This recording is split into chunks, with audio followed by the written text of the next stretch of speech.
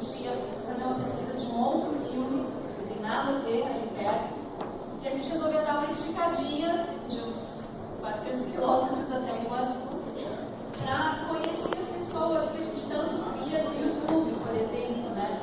O velhinho que dava entrevista, do Sinal que apareceu de repente na plantação dele, dos pesquisadores, né? Até o Tony cansei de ver nas entrevistas no YouTube, né? E a gente pensou, não, a gente tem que conhecer essas pessoas para ver o quão elas rendem numa narrativa mais cinematográfica sobre o assunto. Então, fomos lá, passamos uma semana, conhecemos o prefeito, conhecemos moradores, enfim, toda sorte de pessoas, desde as que queriam muito falar com a gente e até algumas que nos expulsavam quase realmente com armas nas propriedades, aconteceu o caso, enfim, que não queriam falar de jeito nenhum. Então, foi mais para sentir o clima da cidade. A gente aproveitou e a gente gravou o material, a gente veio também aqui na Curitiba, gravamos com o Geva também sobre a questão dos agroglifos. E com esse material a gente montou um vídeo promocional, que daí a gente chegou para o Vista, num novo encontro, e aí falamos, olha, se vocês realmente quiserem estar aqui, o material é mais ou menos isso que a gente quer fazer com o nosso documentário. Desde então, né, foi uma correria para conseguir a verba, para conseguir os contatos, para conseguir levantar a produção em si.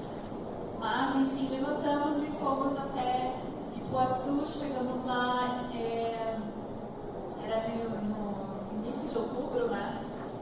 Início de outubro, e a Ana, que é produtora do filme, teve que organizar todo um orçamento para acomodar as pessoas, nós estávamos em 5, eu, a Ana e mais 3 meninos, questão de equipamento, né, de câmera e tudo mais, a gente teve que adaptar todo mundo para ficar na base que é o hotel, que é o único hotel da cidade, né, ficamos lá, por essas 3 semanas, sempre a expectativa de que acontecesse o fenômeno.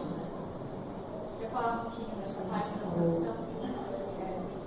Não, o interessante da produção desse documentário é que ele foi um grande desafio, assim, porque uma das primeiras coisas que a gente faz, né, para pensar e preparar uma produção é ter um cronograma, né, saber exatamente de que começa e de que termina, quanto tempo dura, e claro, aí, né, com datas aí que foram previstas e tal, mas a gente sempre começa a filmar sabendo de que começa e de que termina. E no caso do projeto dos círculos, isso nunca existiu. Assim. O nosso grande desafio sempre foi, primeiro, vai ter perspectiva de todos os anos, desde 2008, quais foram, em cada ano, né, quando que aconteceu o evento, para ver se a gente achava algum padrão, não encontramos. Né? Então, assim, o que a gente entendeu ali, a maioria aconteceu perto de final de semana, ou feriado, mas também teve ano que foi durante a semana. Aí teve gente que falou pra nós, não, mas é quando tem lua cheia, ou não sei o quê, lua nova, mas também não, a coisa da lua também não bateu.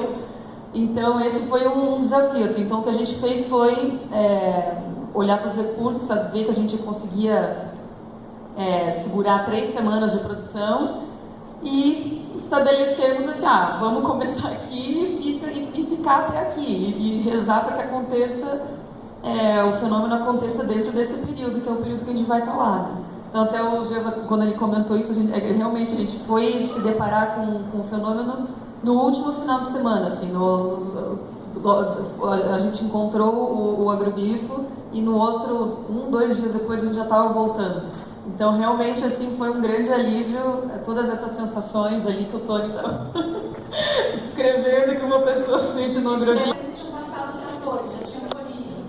Então, cada vez ia diminuindo o número de plantações, a chance de acontecer um agroglifo também, consequentemente, diminuindo. A gente estava realmente ficando muito, muito nervosas. E sem contar os alarmes falsos, né? Um dia que era manhã cedo, alguém parou a gente na rua, que todo mundo já sabia quem a gente era, o que a gente estava fazendo lá, que a cidade eram os próprios alienígenas lá na cidade. 7 mil habitantes, então todo mundo já sabia. E aí falavam, vocês viram que apareceu lá não sei aonde. A gente pegava pegava o carro com todo equipamento e ia, e às vezes não era, então aquela adrenalina. Tanto que no dia que a gente descobriu, já estava bem assim. A adrenalina maior já tinha sido gasta com um monte de agrofito assim, de pista falsa. Mas, enfim, a gente conseguiu registrar. A questão do convite, né, do Geva de trazer a gente aqui, porque ele perguntou se a gente poderia exibir alguma coisa do filme que ainda está sendo editado. Né? Então, sim, a gente separou 2 trechinhos do filme para vocês. Podemos começar com o primeiro, mas eu só vou alertar que o filme está em fase de edição, então não tem, está sem edição de som, está sem qualquer tipo de finalização. Então a imagem que vocês vão ver realmente está bem bruta. Talvez vocês até tenham dificuldade de compreender o som, mas eu acho que os trechinhos que a gente separou são legais, porque um deles ele estaria localizado no filme inteiro, que deve ter no final uns 70, 80 minutos de duração. Ele deve estar localizado ali mais ou menos em 15 minutos de filme, que é quando a gente tenta criar cronograma das aparições dos sinais desde a primeira, que ocorreu em 2008.